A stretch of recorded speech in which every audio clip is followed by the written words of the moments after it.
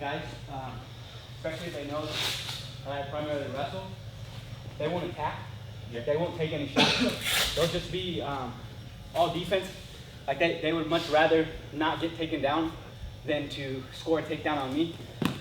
And like growing up, my coaches always told me, your best defense is your offense. It's much easier, I wouldn't say easier, but there's not as many technical movements you have to master as a defensive wrestler.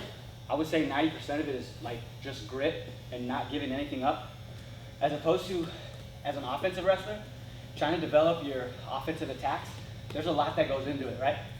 It takes a while to get comfortable. It takes a while to find your setups, find your range, similar to boxing, right?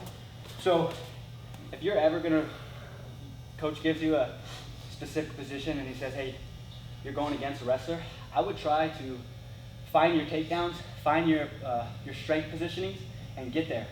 Don't worry about the defense, because like you guys are so afraid of not getting taken down. You're not working any offense, and I'm still taking you down.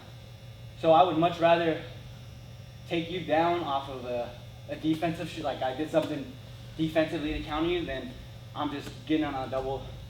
One of the first takedowns that I got in, but like you didn't do a whole lot.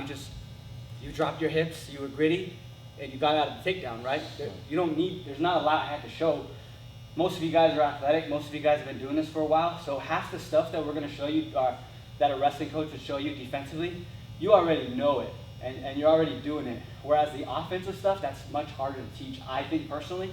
And you see it in the room. Like, I don't see many people taking shots. I see people like maybe defending a little bit, but there's not a lot of attacks. So I would just say focus on, if you're going with a wrestler, try to take them down.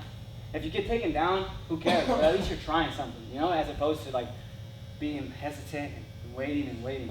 But that's just one thing I would focus on is you get after your shots, because eventually you're going to start to get them for sure.